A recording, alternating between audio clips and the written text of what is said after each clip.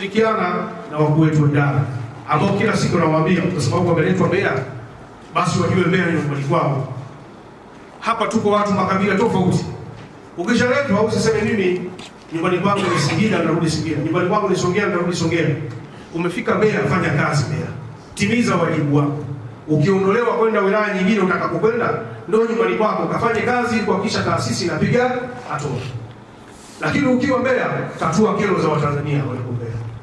Kila mmoja hapa tuliopo kwa nafasi yake, kazi yake kubwa ni kujenga taasisi na kutatua kero za Watanzania na sio vinginevyo.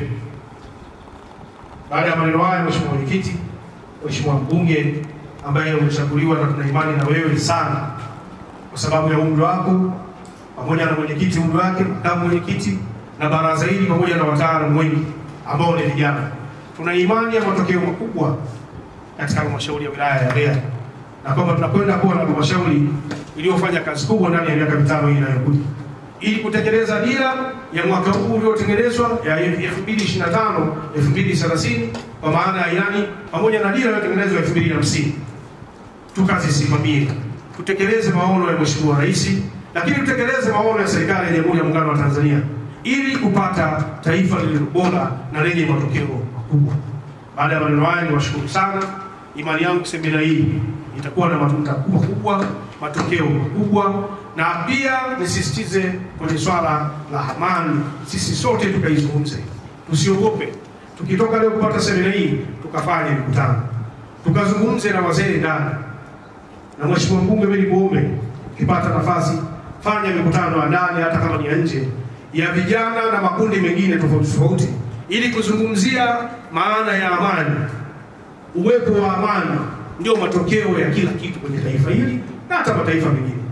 Tumekuwepo hapa leo kwa ajili ya kutoa mafunzo kwa waheshimiwa madiwani ambao ni wasimamizi wa karibu kabisa wa fedha ya umma inayokwenda katika serikali za mitaa, kuhakikisha kwamba wanafahamu kuhusu udhibiti wa ununuzi wa umma, kwamba fedha ya umma inayotolewa tunafahamu ni fedha isiyotosheleza.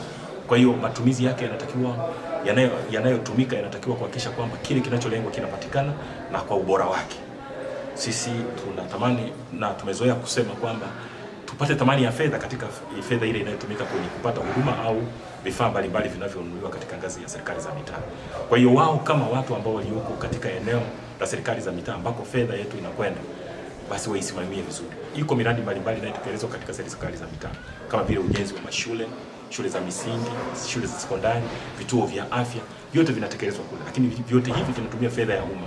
Bunge linapopitisha ile bajeti, moja kwa moja kuna masuala ya ununuzi hapo mle ndani. 70% ya fedha inayopitishwa pale bungeni iko kwenye ununuzi. Kwa hiyo hata ile keki wanayoipata katika serikali za mitaa kwenye kata, 70% ni ununuzi. Kwa hiyo inapokwenda kule inahitaji kusimamiwa vizuri kwa kutumia misingi na sheria zilizopo ambazo ziko. Kwa hiyo serikali ilituwezesha kuja kwenye ngazi ya kanda kuhakikisha kusogelea kabisa serikali za mitaa ili kuwawezesha na wao kuwa na uelewa, lakini pia kusimamia vizuri fedha chache inayotolewa na serikali kwa ajili ya maendeleo ya Watanzania. Mafunzo haya sio umesikia na kuyaacha, tukayatendee haki na tukayatendee kazi. Rushwa ni adui wa haki. Jamii yetu kama tunavyoona, wananchi walio wengi ni vijana, 70% ni vijana. Wana mambo mengi sana. Lakini tukisema katika miongozo ya haki, uadilifu na imani na utendakazi wa chapakazi, naamini tutaenda kutibu kero za wananchi kwa haki. Kwa ni wasihi waheshimiwa madiwani wenzangu, mafunzo haya yakawe dira na miongozo katika utendaji kazi wetu tunaoenda kuanza kutumikia wananchi katika kata zetu kwa kipindi hiki cha miaka mitano tuliyopewa dhamana na wananchi.